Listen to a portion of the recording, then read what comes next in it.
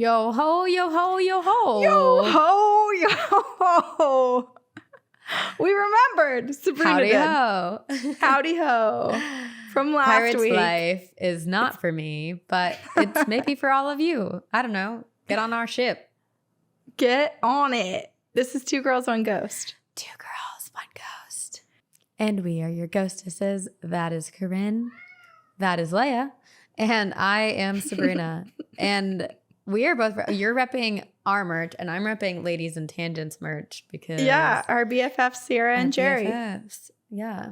It's like embroidered too. It's so fun. So fun. You know what's fun is we met Sarah and Jerry from Ladies and Tangents when we did the crossover.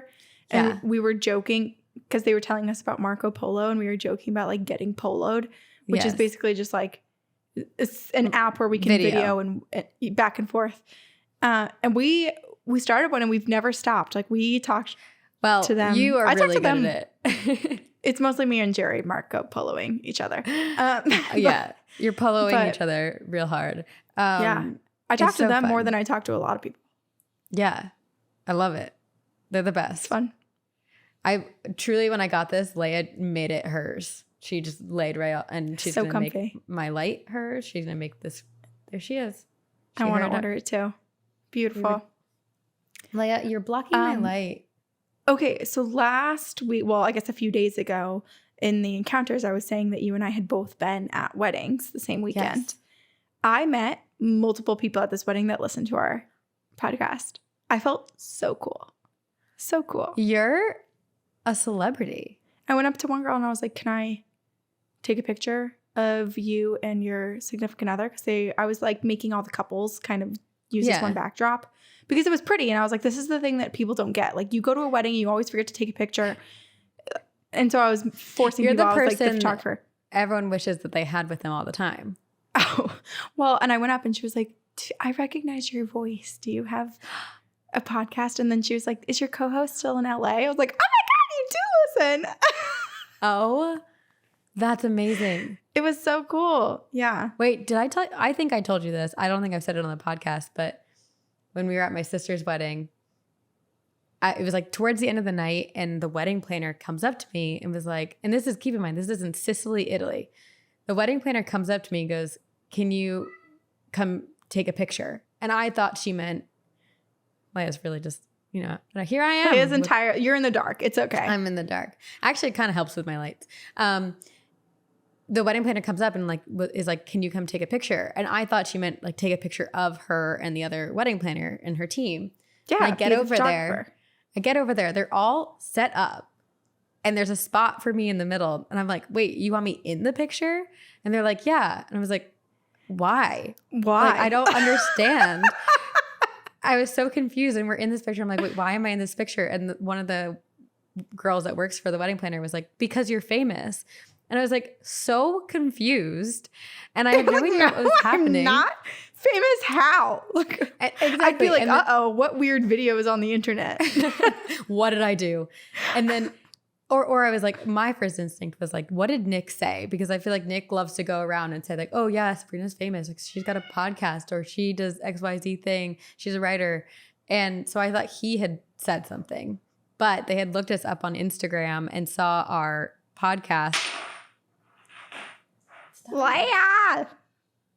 They had seen our podcast and our Instagram and they were like, oh, they're famous. So they don't listen, but they thought that we were famous. And but they thought. Took a picture. I love that they're going to have that and they're going to like show people and people are going to be like, wait, who? Wait, what is this? What's this girl from? We're not famous. We're not famous. That's so funny. I was flattered, but I was like, this is false advertising for everyone involved. You're slightly closer to fame than I love the stories where people will go up to someone that they think is a celebrity and ask for a photo. And then like years later, they'll look back on it and be like, this is clearly not Robert Downey Jr. It's just like some random person that's like, I'll go with it. Like, sure, I'll pretend. Yeah, that's amazing. Yeah. The best / worst is I imagine, I was talking to a friend. You remember the, what was that like trivia game? Like HQ trivia or whatever? Oh, yes. It was the people that used to have Vine Yes. changed and did HQ trivia, and then I don't know what happened to that after that. But that guy who hosts it plays on some of our friends' baseball team, like, or softball team, like, you know, like club, whatever team. And random guys went up to him and was like, I know you from somewhere. Where are you from? And he was just like, I don't know. And like, I imagine that's the worst thing if you have some type of celebrity in any way to have someone come up to you and be like, I know you, but I don't know where from. I don't know where it's from. Oh my gosh. Wait, that's like when I was in LA, I was at Lemonade. Is that what the place is called? Yeah. Yeah. I was in Lemonade, Abbot Kinney area, somewhere in Venice. Yeah. And I went up to some guy and I was like, are you the guy from Seventh Heaven? And he was like, I've done a lot of other things since then. Oh, but yes, you probably know me from Seventh Heaven. He was like, I have another 20 years of experience, but yeah, I'm the guy from Seventh Heaven. Yeah. Like, sorry. But at least, you know what? He has something to be recognized by, yeah. I guess. I was also like, you know, that's the only thing that I was probably appropriate. Like, he's older than us. So it's like, what else was I going to watch when I was 10 that he was in? Nothing. Yeah. So I feel like I'm just not the type of person who would ever go up to someone. I think I'm just too awkward. And I also don't want to like bother them and they have their own lives. But the exception being Billie Eilish and Kesha. Those are the two. Oh, I thought you were about to tell me that you met Billie Eilish and I was about to stab my own heart with jealousy. Okay, that and Billie. Tom Felton. Tom Felton is another one that I would for sure go up to. But I would a really good one. Yeah. I won't say what I was going to say. I want Tom Felton to love me, but I'm married. I mean, have you talked to Nick about polygamy? Is he at all on the brink of polyamorous relationships? Could be. Hall pass. Just one, please. Just kidding. Oh my God. No. Never meet your heroes is my belief. Yeah, that's true. I've never met my hero. I don't know why I said that like that. Who's like I had hero? some loaded. I don't know. Billie Eilish. Okay, Reese Witherspoon's another one that I so badly want to meet. And if I saw her, I wrote a whole essay about how she was my role model to get into. It was when I was applying for 8th grade at Princeton Day School. And the prompt was, who's your role model and why? And I wrote a whole essay about Reese Witherspoon and how I think she is like the most inspirational woman. Anyway, I wrote a whole essay about how she was my role model and I stick to it. I didn't get in that year. I got in the next year for high school. But I stick to my belief that she is an incredible woman who has paved the way for many other women to come. And I mean, that's true. Incredible female stories. And I just think she's right. No one can dispute that. I love her. She has very similar energy to Jennifer Gardner, you know, where it's just like really warm, really kind. I would like you want her to be your mom. Totally. Like 1000%, if there were a room of 70,000 people and I was at a club, I would walk up to her and be like, can you hold my drink while I go to the bathroom? You know, like, you trust her. Everything would go into you being safe and taken care of. I was wondering where you were going with that.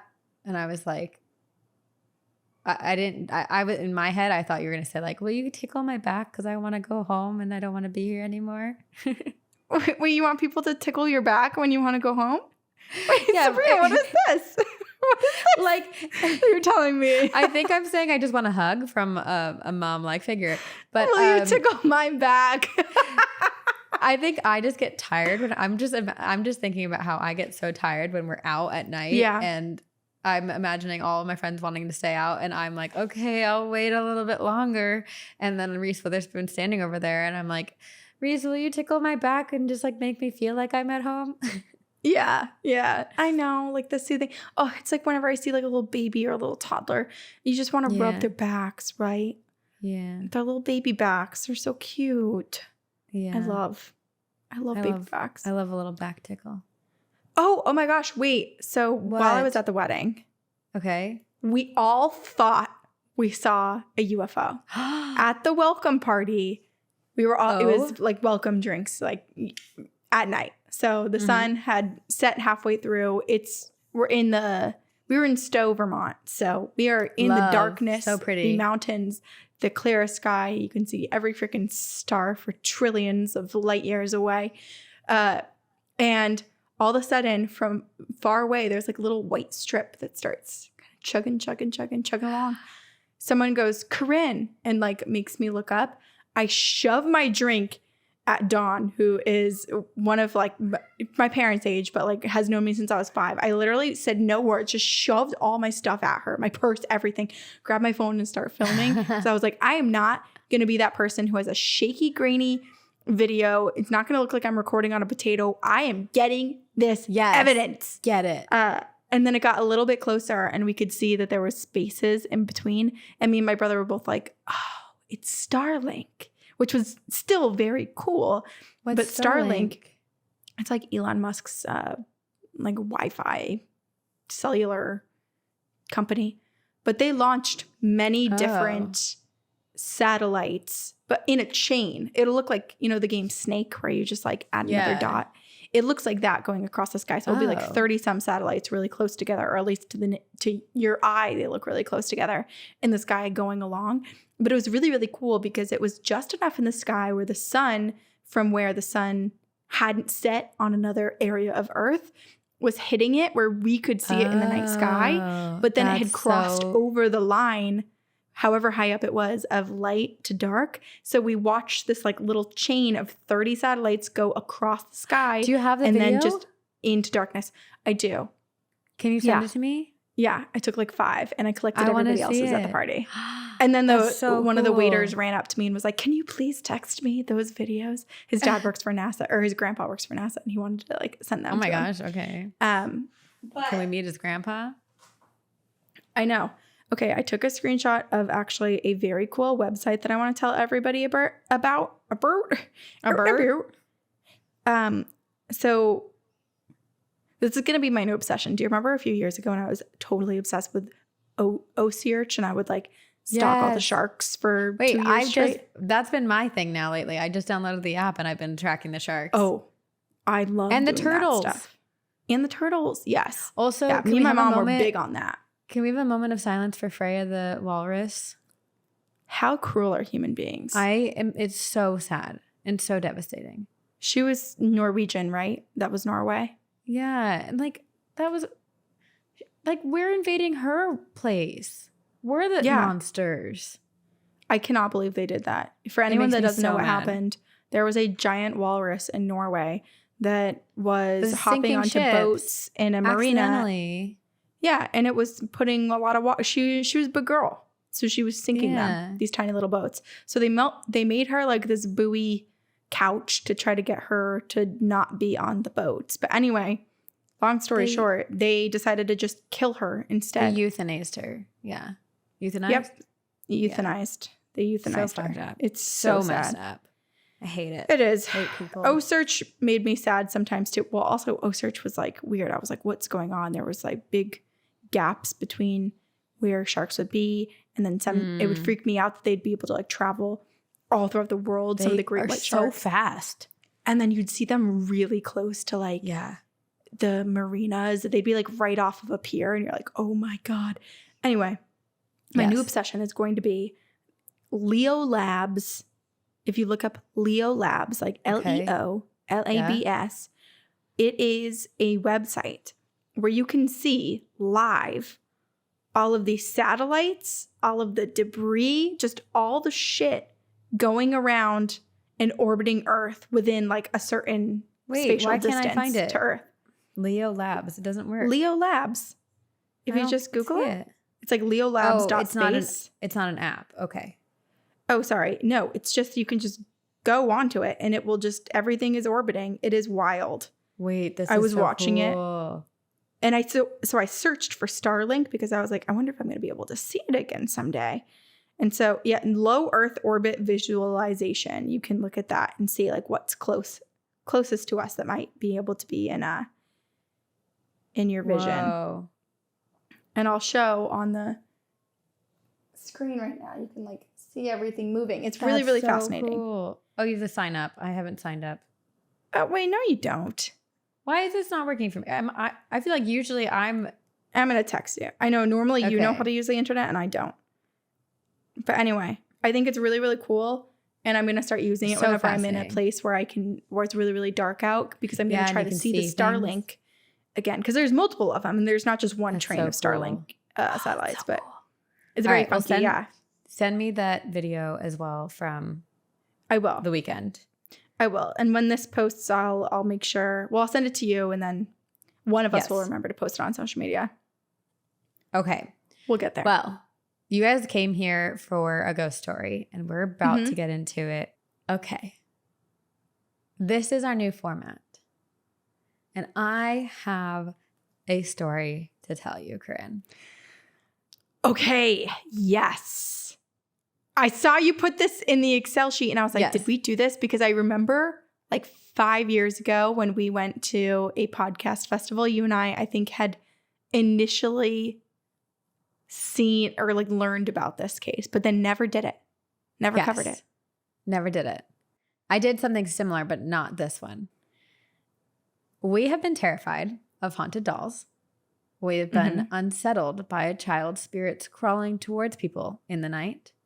We've been cautious of haunted antiques. But today, I want to present to you the trifecta. A haunted painting with a haunted doll-like girl and a boy who crawls out of it and is terribly cursed collector's item that leads to mind control, blackouts, and death. Oh my God.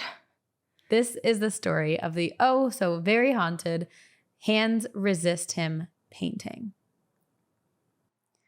Okay, I am going to show you. So this is actually, this episode is going to have a lot of photos shown throughout it. So if you want to come watch it on YouTube, please. But I do want to give a disclaimer because it has been said that even looking at this video, so if you're watching on YouTube or at this photo, so I'm looking at you, YouTubers who are watching, can put viewers at risk. So best wishes to all of you. Cleanse your faces and spaces. Cleanse your faces and spaces. Just do it all. I love that, Sabrina. That's so good. You know, if you're going to look, cleanse your eyes. I don't know. And if anything does happen to you when you look at it, please let us know. So let me begin by showing you the Hands Resist Him painting. Here it is. Oh my gosh. Okay. We'll send that to our editor to put full screen for everyone to see as well. Yes. And now, the Hands Resist Him painting was painted in 1972 by the artist Bill Stoneham and is today one of the most famous and most haunted / cursed paintings in history.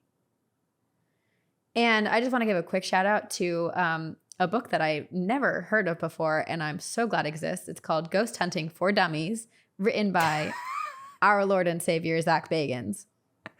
No way. Yeah. How have we not heard of this? I have no idea, but I found it and he writes about this painting in his book a lot. So I did a lot of research. I actually got a lot of research from that, and then from Bill Stoneham's website has a lot of information on it as well. Mm-hmm. So I was like trying to figure out what to research for this very first episode of our new podcast format. And I was like, oh my gosh, there's a lot of pressure for me to be like good and stuff. And like, what do I do? So and you're first too. And I'm first. Which is even like, more pressure. Yes. See, this is also very of our relationship, because if we're going into a haunted house, you push me first. So here I am. So I'm making you entering the haunted house. Yes. So I was like looking for things. I was searching basically like most haunted, because now necessarily we don't have themes for the episodes, or that we pick the themes ourselves. And then I was remembering the debug box and how scary and also like good that was. So I was like, give me haunted artifacts for $500, please. And I hit the jackpot with this story, because this painting is not only creepy, it is also terribly, terribly haunted. There are multiple deaths believed to be connected to the painting, even more blackouts, mind control episodes, and paranormal hauntings. Wow. So for those of you who are listening to audio only, I do recommend Google imaging or coming here to YouTube to see the image. Maybe you're too scared to look at it. I get it. I will explain it. I have looked at it many times and I'm totally fine. I did wake up with like sticks and leaves between my toes, and there was like a bloody axe in my living room, but totally unrelated. There's no connection. No, Sabrina. Oh my God. My eyeballs and my ears did start bleeding as I was sharing today, but I think that's allergies. It's just allergies. It's the season. My front tooth is starting to wiggle out of place, but yeah, I think my it's gums just what I are was eating. bleeding, and I have like these really big rage blackouts that I don't know what's happening. And flies keep coming out of my mouth. I don't know. Your room just got dark. Ooh. I don't know why there's so much light change lately in my videos. It's creepy. I think it's because it's not related to the painting. Don't worry. No, it's not at all. Not at all. No, it's because there's a giant window. And so we get whatever Boston's weather brings us. And right now there is a giant cloud. Well, it's kind of nice. I like it. It's spooky. That's why I have a couple lights. So I'm not in complete darkness. Yes. Okay. I get it if you're too spooked. Basically, I'm going to explain the painting in some detail to you while I'll show it again after. Or maybe I'll have our editors put it up here as I'm explaining it. Perfect. Magic. Editing. Mm-hmm. Okay. The Hands Resist Him painting depicts a young girl on the left and a young boy on the right. They are both standing in front of a glass paneled door, which seems innocent, right? Mm-hmm. Right? But it is not. That sweet little girl with her blue dress on, well, her face is quite distorted and looks like a doll with a weird and sad face.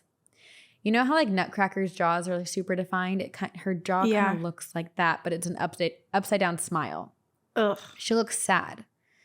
And that little boy, his face is almost too grown up and somewhat melty. Like it's distinct but blurry in a way. Right. There's a cloudiness in front of it. Yeah. And if that's not creepy enough, that door behind them, well, if you look closely, there are hands, many hands, many hands reaching out, like pawing at the glass. Which makes me think of yeah, exactly. Like kind of like feels like this. Makes me think of the encounter story we read in, I think it was a couple ago, 144, where the woman was having like a sleep paralysis demon experience and their hands coming out of her wall and she pulled them out. Like it makes me feel like trapped souls in it. And the reaching out makes me feel like they need help. Like they're not in a good place. Right.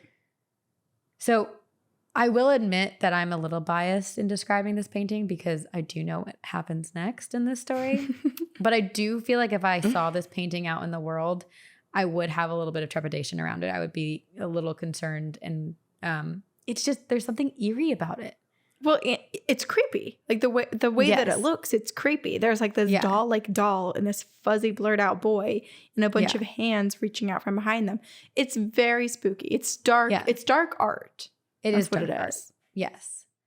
And interestingly enough, the artist had, and to this day has, paranormal and supernatural beliefs that are most definitely present in his works.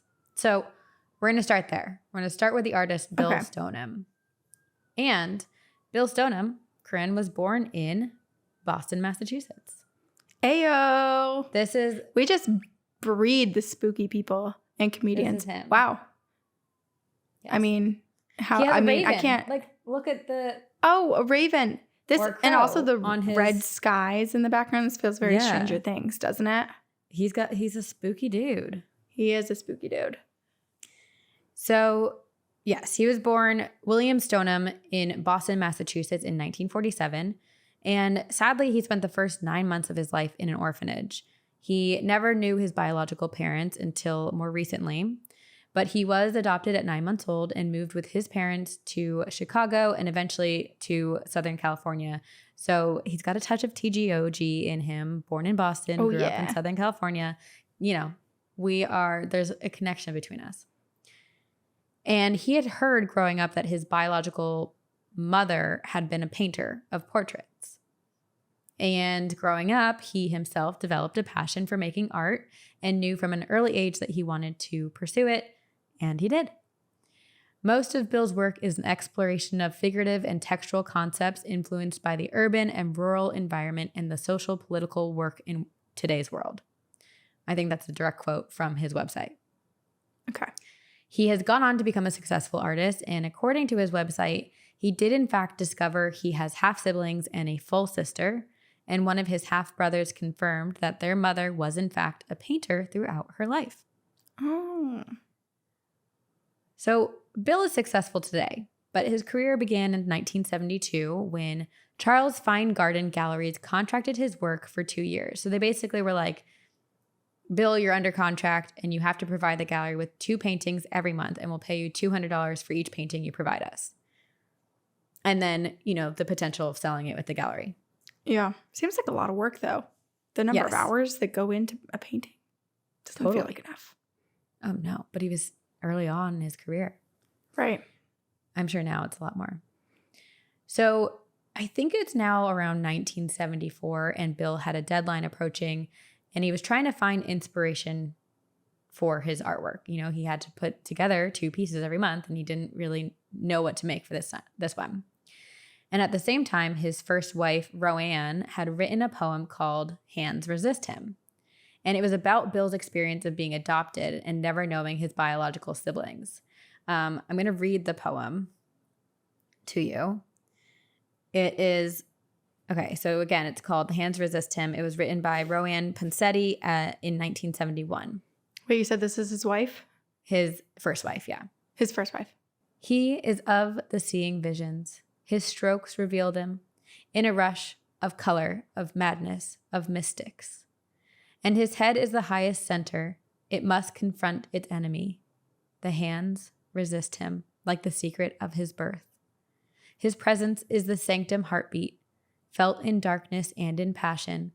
Its sound the sole gift to that silence. So it's sad. So this is an extremely sad poem. It's sad, but also this couple themselves, extremely artistic, extremely talented, Yes. and also, a lot of sadness and darkness within their art. Yeah, they had a great way of expressing their feelings, and so that's the poem. And like I had said, it was about Bill never knowing his biological family and siblings and being adopted. So at the same time, he probably had this poem in his mind. He was also looking for some inspiration, and I'm imagining him like ruffling through old photographs from when he was a kid, because Bill finds this photograph, and it was taken when he was a young boy. And it was of young Bill and this young girl from his neighborhood who he used to play around with a lot. I don't know why I said it like that, but they used to play in the neighborhood a lot. Okay. And they're posed in front of a glass door, which, does that sound familiar? Yes. So as a little bit of context to this photo, which I'll show the original photo as well. This photo is vitally important to the painting we now know as The Hands Resist Him. So a little bit more information. Growing up, Bill's father was in advertising and traveled a lot. His family was staying at his grandmother's apartment in Chicago at the same time of the photo. And the place was so small that Bill slept on a mat and coats and dresses. Like, he slept in a Harry Potter closet of sorts on top of dresses and coats. Oh my gosh. So he had a little bit of a difficult upbringing. And so one day his parents had Bill pose with this girl from the neighborhood for a photo in the front of the glass door. I'm not sure why Bill felt so inspired by this photo, but his deadline was approaching. So he decided to use this photo as inspiration and title it the same as his wife's poem. So I'll show you the original photo.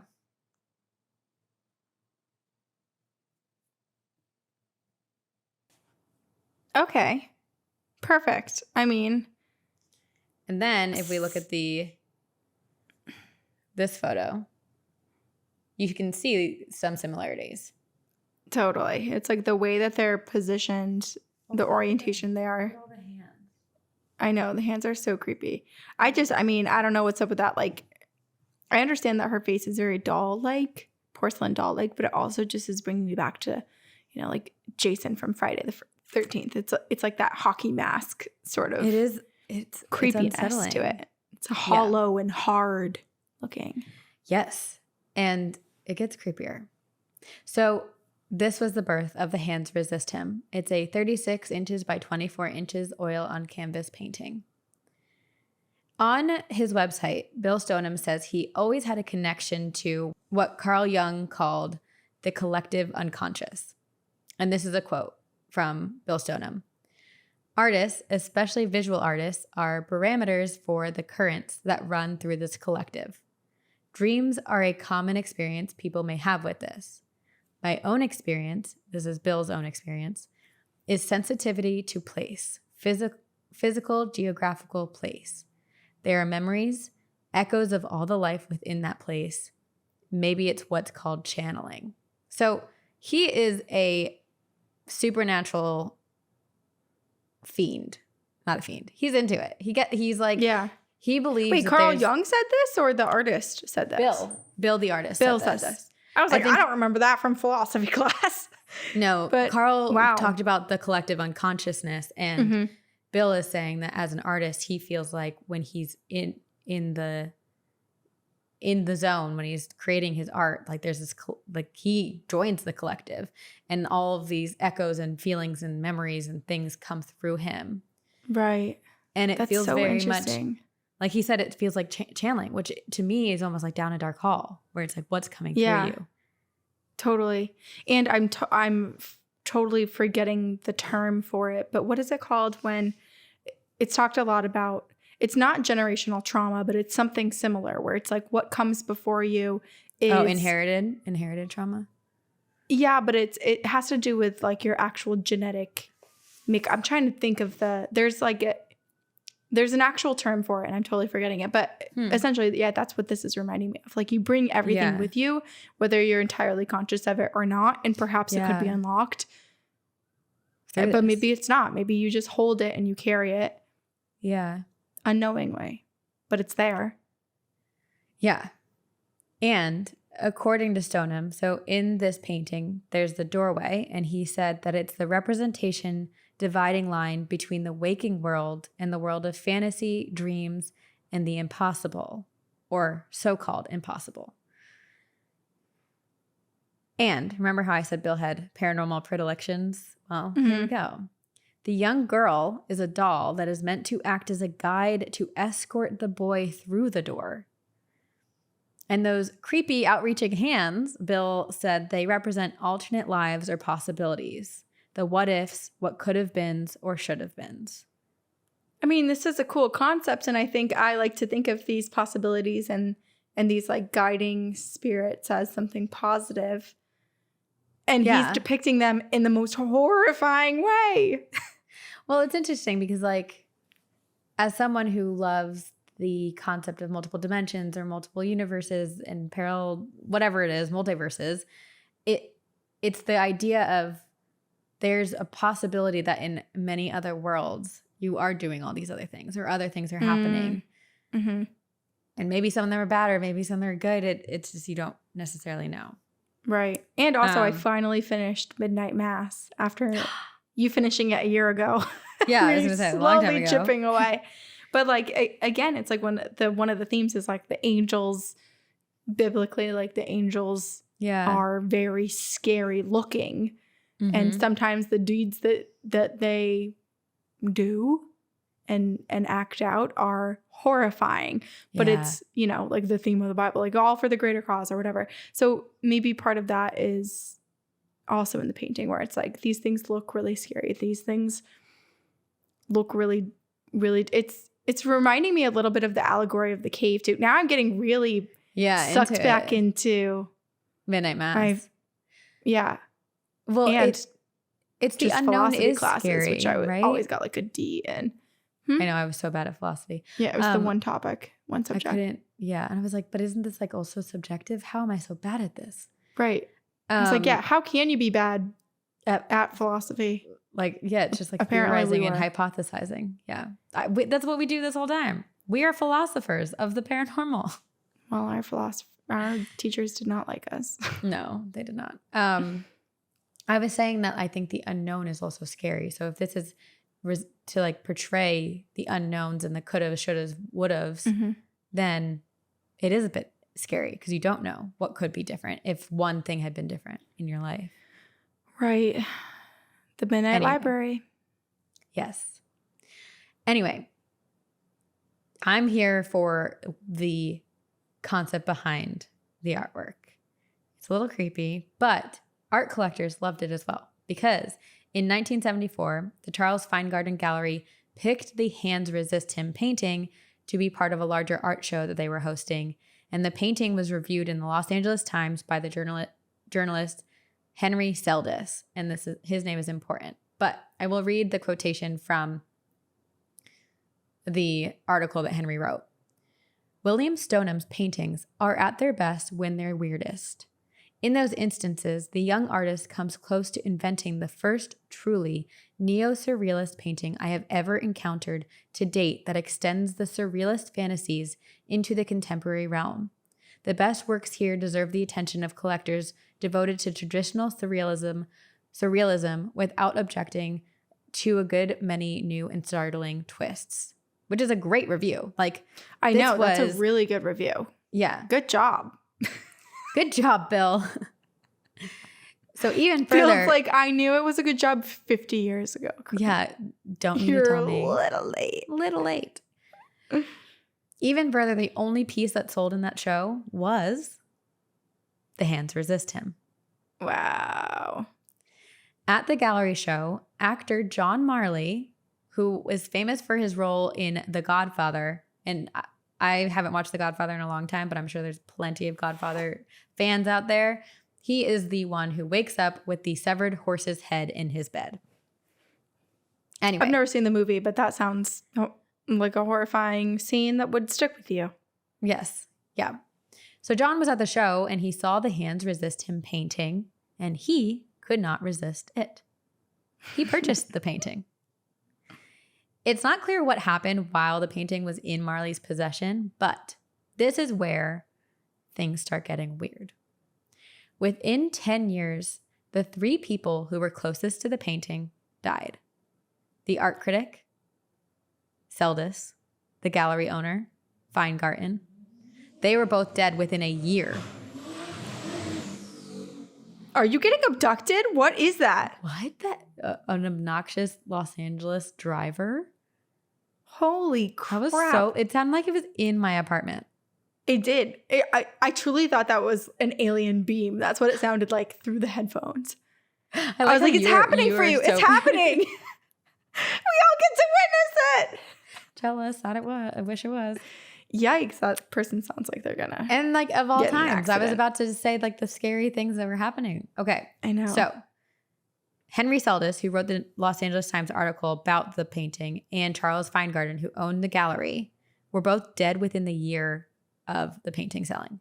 This feels very Hope Diamond, right? It's the curse. Yes, Except the curse. This painting, I'm assuming, is not like $40 billion. People can no, it's not. Yeah. afford it ish. Yes. Well, no one can afford it. I'll tell you why. Because they'll die. Yeah. If you can't afford to die, you can't afford this painting. Yeah, that's true. Stoneham says he is sure it was a coincidence, but some of what he paints resonates in other people, opening the inner door or the basement, as he calls it. So he's like, I think it's a coincidence, but also I do think that people see my artwork and it opens a door for them, like a weird, and calling it the basement specifically, I think is a weird choice of words because we know how we all feel about basements. Mm-hmm. So adding to this mystery, John Marley, who purchased the painting, died in 1984. So it might be a little bit of a stretch to say that all three deaths are because these men were connected to the Hands Resist Him painting. But it is curious, especially given what I'm about to tell you next.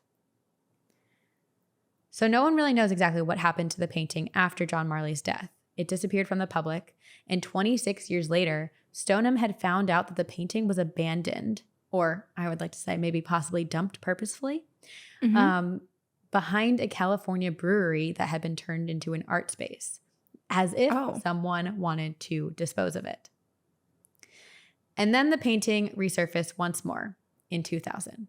This time, the owners were desperately trying to get rid of the painting because it was haunted. I need to know what happened from it being in a dumpster to being now with these new owners. You will learn right now. Okay. The painting was listed on eBay in 2000 by a family, and it was listed under the title Haunted Painting.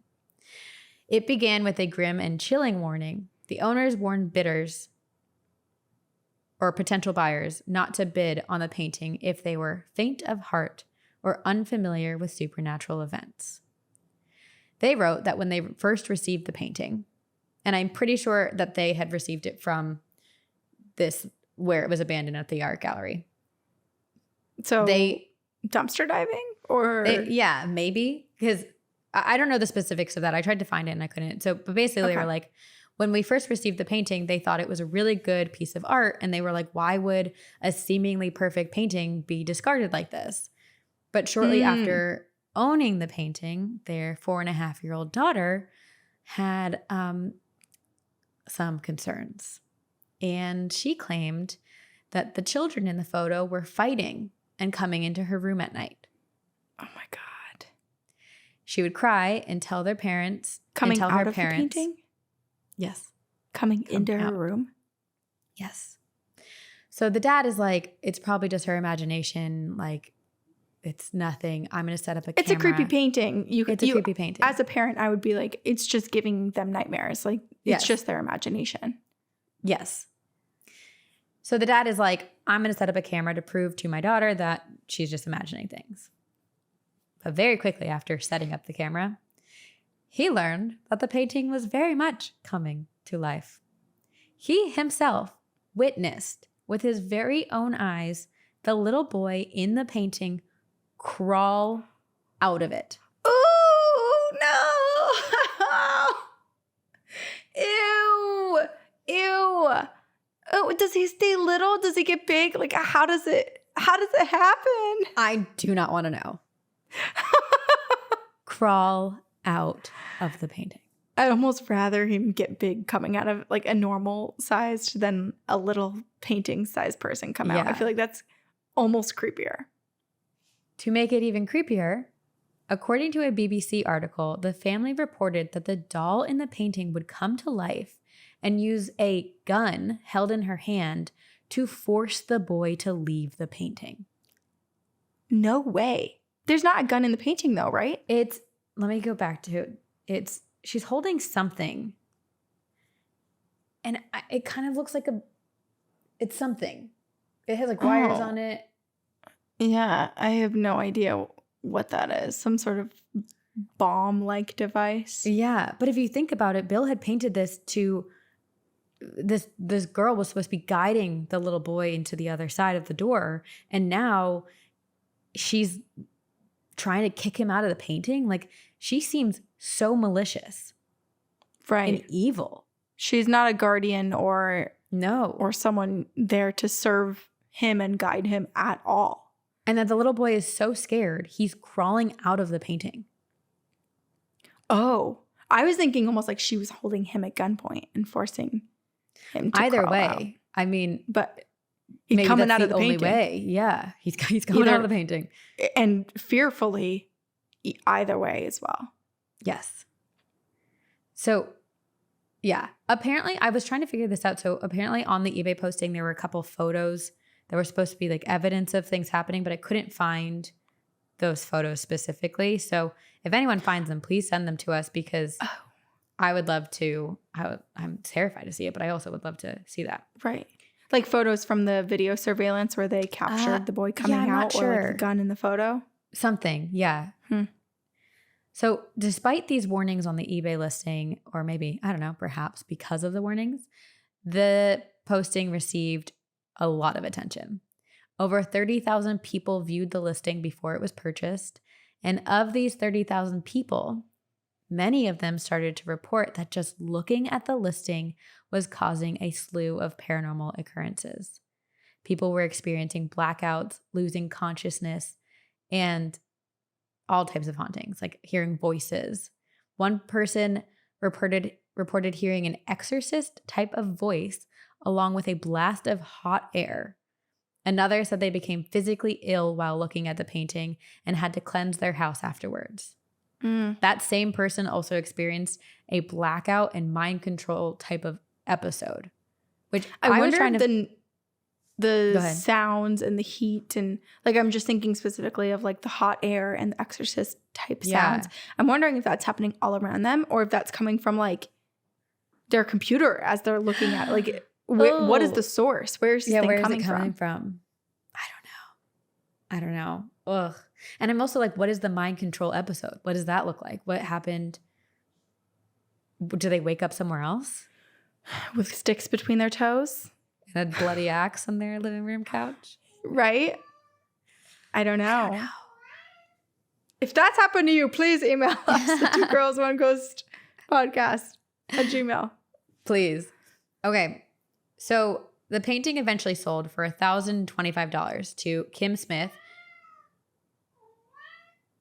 Okay, this is interesting because at the beginning of this episode, you said, I'll take haunted artifacts for $500. And I was thinking to myself, like, ha ha ha, this painting is probably 30 grand. But someone bought it for $1,000. Yeah. So they bought it for $1,025, which is pretty low. But I think this family just wanted to get rid of the haunted painting. And then now, after years and years, because this was 2000, so it's been 22 years, it is worth quite a bit more. Okay. Kim Smith bought the painting on eBay, and they were a gallery owner, or are a gallery owner from Michigan. But this legend of the painting had already spread across the internet, catching the attention of many. Smith themselves reported an uneasy feeling when looking at the painting, but couldn't personally report any mind possession types of things happening to them. The most unusual thing that came from the painting was the number of emails from people. So now that people know Kim Smith owns the painting, Kim receives thousands of emails from people who have had experiences just looking at it online. Which is the wildest thing, because usually haunted artifacts, you're at risk of being haunted by that artifact if you interact with it in person or if you physically own it or have it in your home. The fact that just seeing this or printing it out on a piece of paper or something like that can contribute to a haunting is creepy.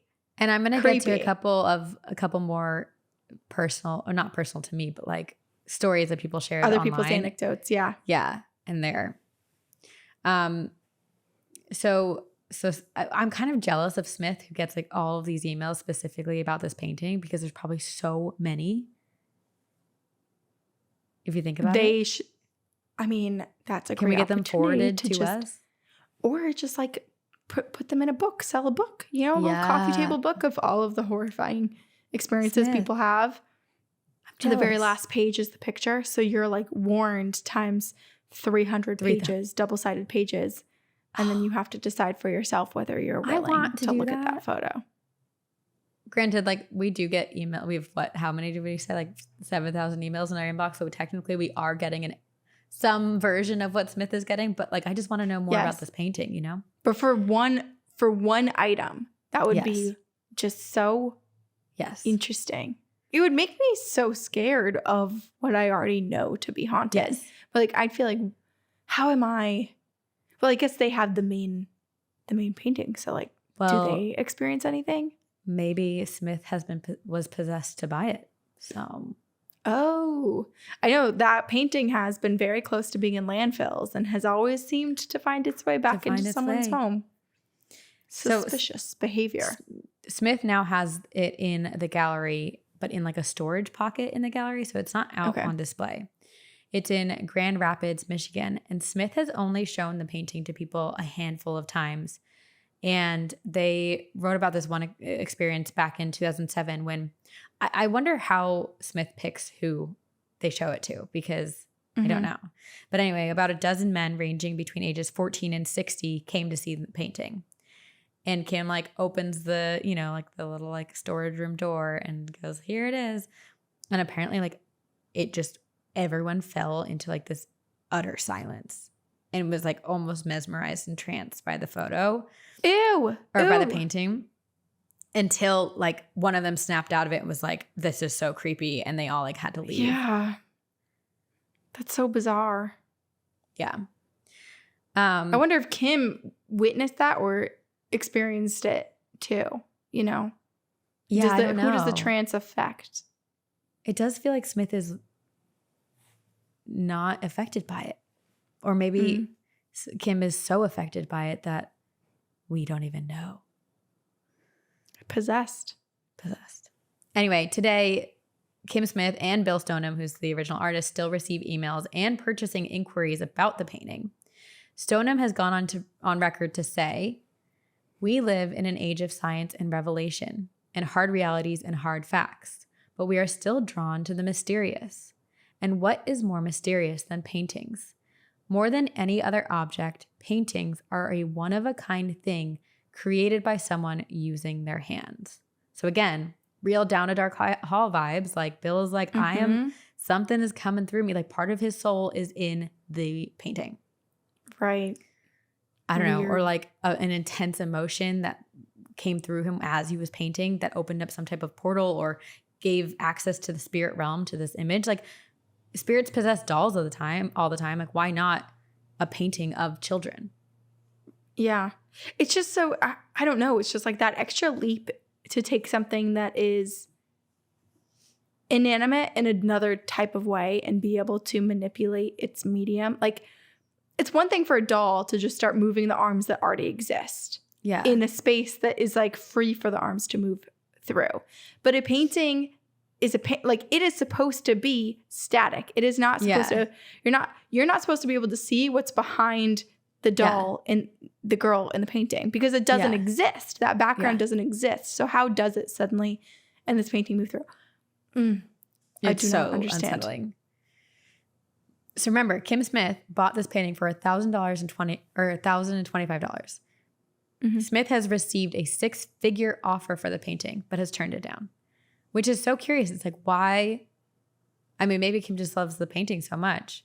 I don't know. Zach Bagans I don't think I love anything enough to turn down 6 figures. 6 figures? Are you kidding? Easiest money ever made. Right? Zach Bagans himself has tried to acquire the painting for his museum. And, okay, this is interesting. So I don't know if it was because I like hadn't eaten at the point, because I was finishing my research on this yesterday. And as I got to this point, I was like feeling super lightheaded. I wrote it in here. I was like, need to make note. I am feeling really faint, like I'm about to pass out. And I wrote deep breaths. So I don't know if it's related to this or from looking at the photo long enough. Yeah.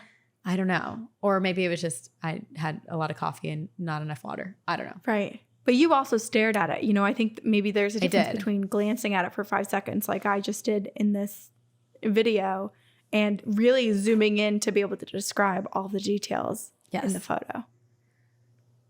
So, okay. Zach tried and failed to make a deal for the painting, but he couldn't get it out of his head. So he called up Bill Stoneham.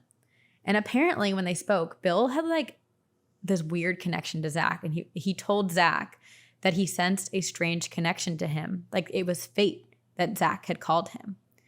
Bill eventually painted a prequel of the Hands Resist Him painting for Zach. It was called The Hands Invent Him, and it portrays the inside of the window from the original painting. But this is where it gets spookier. Okay. So Bill and Zach spoke. They had this intense connection, and Bill's like, I'm going to paint the prequel and I'm going to send it to you, Zach.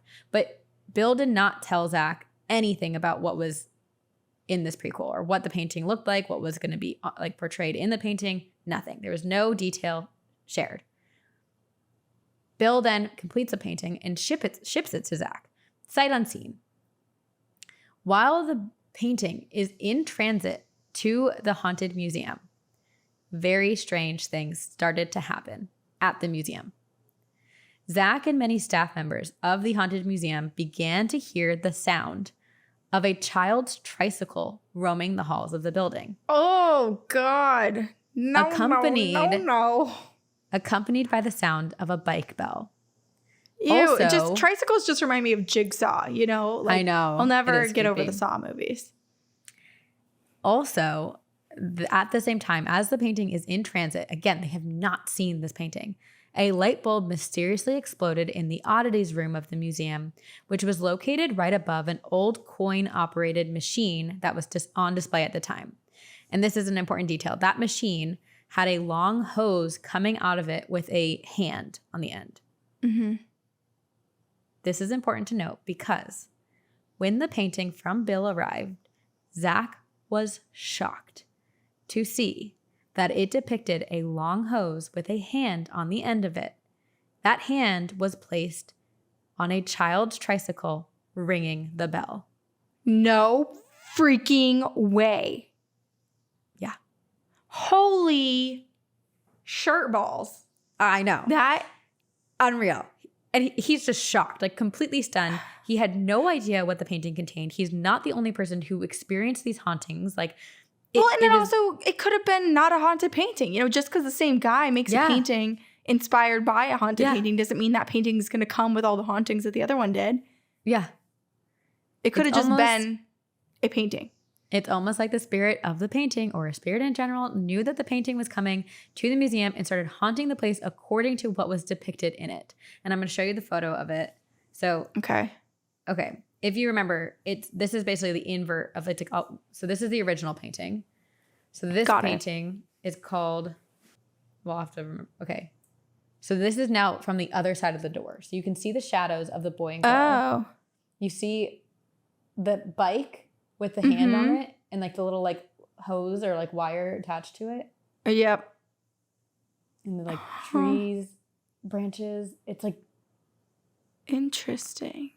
There's also like a weird like witch doll hanging from the tree there. Do you see that one? It makes me wonder if the spirit that is from the other painting kind of like split off and decided to haunt the museum where they knew they were going to, or if the spirits in the museum were this is where I'm like, were they afraid of what was in transit to come, or were they excited? Which the excitement almost makes it worse. It's like they're all like these evil entities communing together, getting all hyped so that they're like the main guy is coming or something. You know, I'm curious, freaky to think why there was so much activity. Well, and now I'm so curious what happens now. Like, does anything happen now that the hands, so it's called the Hands Invent Him painting. So I'm so curious if Hands Invent Him, now that the painting's at the Haunted Museum, what happens? So because I'm thinking about like the crone of Catskills. Remember when the crone was put in, when Dana and Greg Newkirk put the crone in their house, so many of the other artifacts started acting up. So many of the other spirits started acting up, but like in a way that wasn't. Yeah, they were scared. They were like, get this other thing away from us. I don't know. So Zach had no explanation except to say that he believes Bill to be very much in touch with the other side. Since the creation of the Hands Resist Him painting and the popularity due to its haunted reputation, Bill Stoneham has been asked to create other sequels and prequels. So there's one sequel titled Resistance at the Threshold, and it depicts the same characters 40 plus years later in the same style as the first. So I'll show you that one. Okay. It's so creepy. Look at the doll's face. Ew. No, and like, why is the doll like hanging? It's so creepy. Super creepy. It's interesting because I feel like the art styles have almost, like the first painting lacks as much color as the prequel and sequel have. The vibe's a little different, but yes, still similar. There's a second sequel called The Threshold of Revelation, and this was completed in 2012. And this one's like a little bit more beautiful. I feel like we're all just sitting here this episode watching all of ourselves get cursed by looking at these photos. I know. Like the little girl is now a real little girl, and she has taken her doll face off, and like it kind of looks like there's like a more loving relationship between them. Yeah, but what's coming out of the water? What's happening there? Is that washing clothes or taking out a dead corpse? Can't tell. And also like everything behind them, these are all like little hands back there. Okay, and then there's one final painting in the series that Stoneham painted in 2021, and it's according to him, the final in this series, and it is called What Remains. It depicts the original painting's setting as deteriorated and scattered with the debris of earlier lives and stories. And this one's dark. It's like very like... Oh, gosh. Yeah. That reminds me more of the second. Yeah. Yes, painting. definitely. And the red in the splash of red in the middle is reminding me of the background that the From a artist, that Bill self-portrait. himself has behind. Yep. Yeah. It's interesting.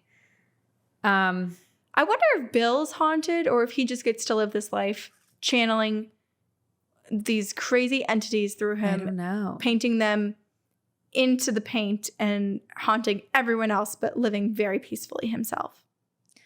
Well, I'll have to email him and ask. I think his contact information is on his website, and I will ask him.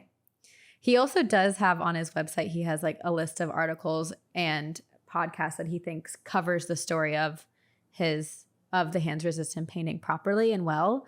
And so I'm hoping to be added to that list, Bill. Perhaps will be. What an honor that would be. Yeah. While the original painting is in storage, the supernatural encounters continue. And you can head to 4chan, Reddit, all of those creepypastas and stuff because there are tons of stories on there. Mm-hmm. But I did want to share a couple. This first one is so spooky. So this experience happened in 2016 to Darren Kyle O'Neill. Who Wait, I read about this one. You have? I know what you're about to tell me, but I'll let everyone know. I mean, it's still amazing. Yes, I'm ready. Okay. So he's a writer with an interest in the macabre, and he first saw the painting online when he was living in Dubai. After reading about it and seeing it, his interest was super piqued, and so he printed out a photo of it and left it on a side table next to some other documents. And all of these documents are all printed from the same printer. So it's I'm imagining, bills and, art, stories that he's written, and then this painting. They're all on the side table. He then goes to Italy for a month, forgetting about the picture on the side table. But when he comes back, he is shocked to see his apartment or his place, his home, is in disarray. The air conditioning had gone awry, and everything was covered in green mold. The TV, the bed sheets, his daughter's bed, his daughter's clothing, his clothing, all of his suits in the closet, and all of the documents that he had printed on that side table were all green except for one thing. The only thing that was seemingly untouched was the printed sheet of paper with the painting of The Hands Resist Him on it. The only thing that did not have mold. That's indisputable. That is the painting haunting him. Yes, 100%. How could you say? And the thing that's so freaky is that was printed out. He took it from the internet and printed it through his printer. Yes. And yet this thing wreaked so much havoc on his apartment. You know what I'm just picturing? I know. I'm just picturing one of the spirits from whether it's the girl or the boy, coming out of that printed out piece of paper and just touching everything in his apartment and leaving behind this green residue. I mean, in the paintings and the prequels and the sequels, it does look kind of moldy, doesn't it? The scenes look damp. Oh, you're so right. Oh my God. It's so creepy. So Darren Kyle O'Neill has actually published a dramatized account of the artwork. It's called The Hands Resist Him, Be Careful What You Bid For. And you can purchase it on Amazon. It actually sounds really good. It's about a young fictional family as the winning bidders, as well as a detective who finds a connection between the haunted painting and his investigation into a 28-year-old open case of a serial killer known as the Life Swapper. The Life Swapper. So I'll just read two more quick stories from Reddit. This user, Droopy Knight, says they still refuse to look at or study the picture for more than 5 seconds. It creeps me the F out. Then Snooze my dog from Reddit added, I actually purchased a print of this painting from Bill's website. I put it on display in my living room And man, that thing made everyone who saw it uncomfortable. People actually would stop coming over because of it. And so I ended up taking it down due to popular demand, and now it's under a cloth, hidden away. No way. Oh my gosh. I need to know what happened to all of his friends that came over. The fact that so many people have to be like, it's enough. We're not coming to your house if you have that thing. Take it down. Knowing all of this, Corinne, this is a question to you. Well, it's not a question to you because you've already been forced to look at it. And maybe all of you listening have been forced to look at it. But would you, on your own accord, willingly look at the painting, Hands Resist Him? Let us know. And if you watched this on YouTube, if you saw these photos, did you black out? Did you get possessed by mind-controlling spirits? Let us know, because I would love to know if you experienced any hauntings. Sorry if you did. Although we have many apologies to say because our podcast is very haunted without the help of the Hands Resist Him painting. And you did give a trigger warning in the beginning. I did. That is the story of the Hands Resist Him haunted painting. Wow. I mean, that's wild. I think to answer your question, would I look had I not just had to look? And honestly, I think I'd looked 5 years ago when we were talking about haunted art paintings. Yeah. I think I'm more timid. I have more trepidation about looking at images that are said to depict actual like demons. And not to say that the painting isn't showing an actual demon in it, but I feel like I get really spooked when it's like, this is the reflection of a demon in a window. Or if you look at this picture from the photo booth with this spirit in the background. Yeah, those are so scary. 800 days. I'm like, oh my God, this is like, yeah, those are the ones that I feel really like weird and nauseous and don't like to look at. I feel like I'm more likely to look at a haunted artifact or to risk taking a picture of Robert the doll or you wouldn't, Corinne. No, but it's like, that's the thing where I'm like, I'm bordering on the line. I wouldn't, but like I'm close to doing it. I'm not going to, but I'm not far away from doing it. And I feel like this painting included where like, there's something in me that'd be like, oh, I'll look. And then I'm going to be screwed over. I'm going to be haunted. The nice thing though, is that yes, while there are 3 deaths that could, and in some stories, people credit to the connection to the painting. Since then, there are no correlations between the painting and death. If anything, it's scary, of course, like something crawling out of your home or out of the painting, or the mold is terrifying, or, you know, it's an unsettling thing to think that you could black out or have like a weird mind control episode, but you're not going to die necessarily. But don't quote me on that because I don't know. It's a risk we all have to take. I mean, it's a risk we already did. We already looked at it. We've come this far. I don't know why I'm like, oh, don't. We did it. We're in that risk. What if we watched this episode back and like we just said like really weird things and did really weird things? Ew. Where we're just like in silence, kind of like looking and bobbing.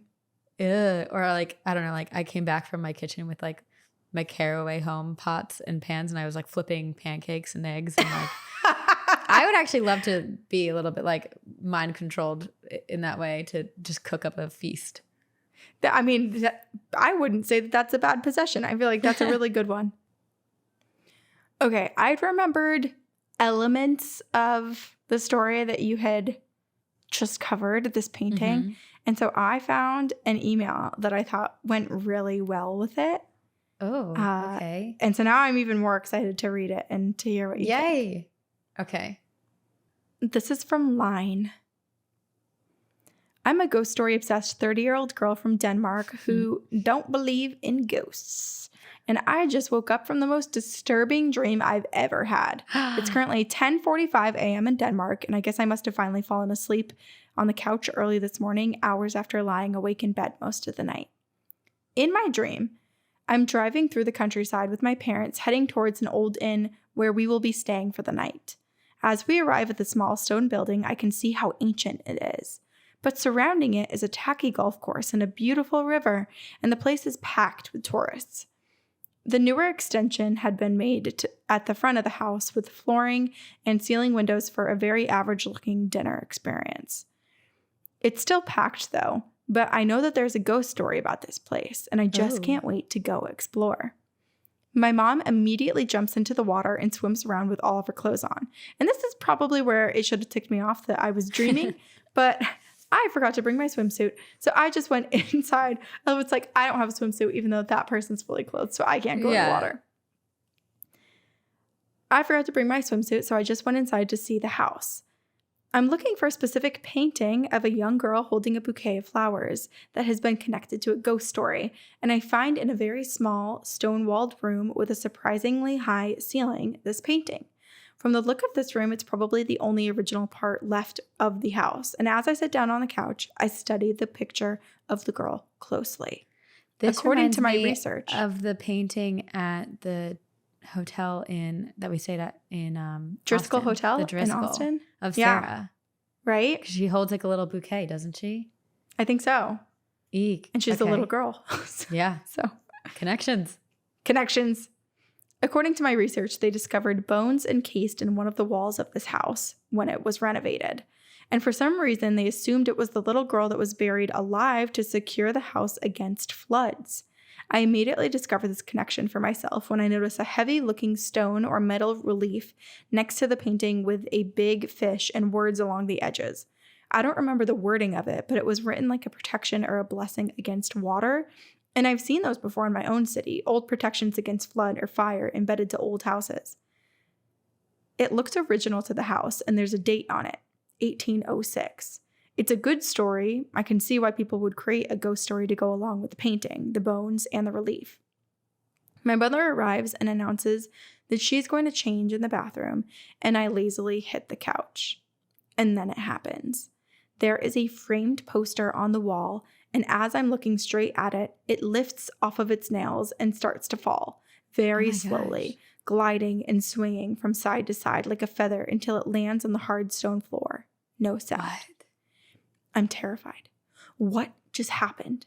I yell for my mother and I run out of the room, collapsing on the floor just outside of the threshold in a more modern-looking hallway connecting parts of the house. I can see the blue door to the toilets, and I'm yelling my mother's name again and again.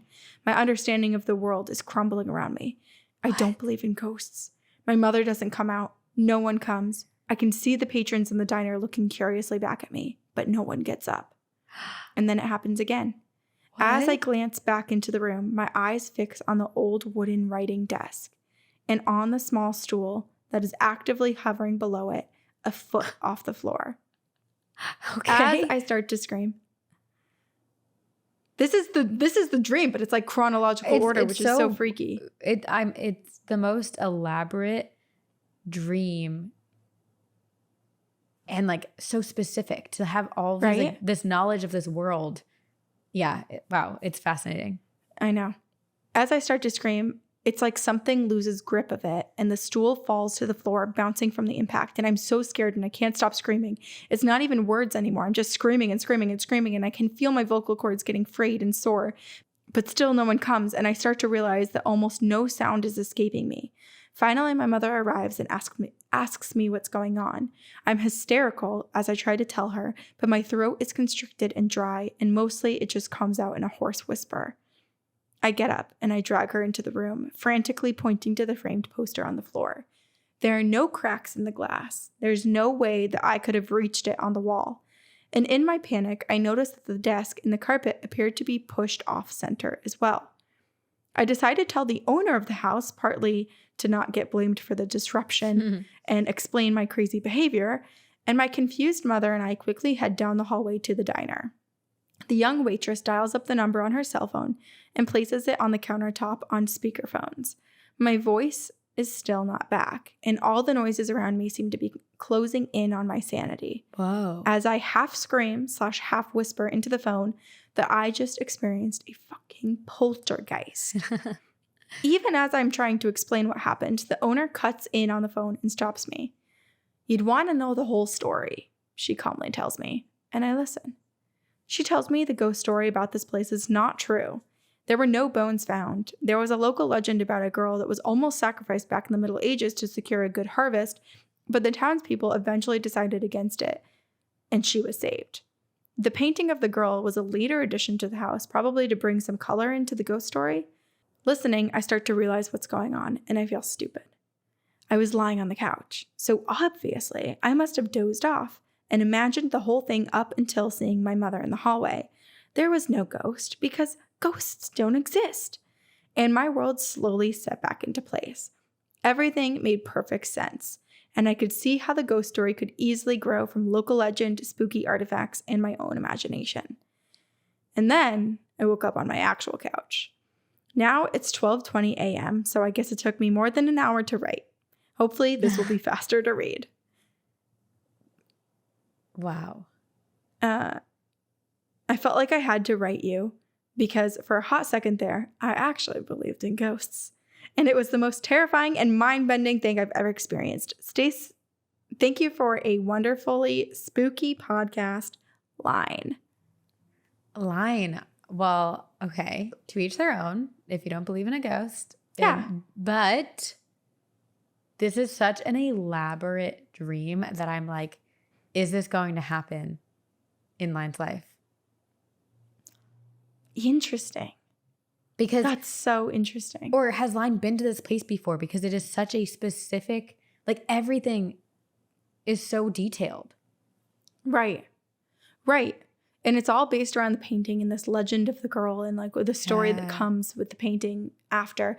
But it reminded me of like Bill's theory of all of the different iterations, all the different lives, like all of the portals that could be what could have happened. And it's kind of like this layering of existence. And that's kind of what it sounds like Line experienced. It's like, when, if ever, did this experience happen? And then it's like the realizations keep happening. It's like, okay, well, I realized that maybe I didn't just see a ghost. Maybe that I was just having a moment, or maybe I was actually asleep on the couch and now I'm awake. Oh, wait, now I'm actually awake. And it's like you fall down. It reminds me of when we were guests on Creeps and Crimes, and Morgan was talking about when she dreams, sometimes she falls through different layers and doesn't necessarily always know when she's dreaming and when she's waking.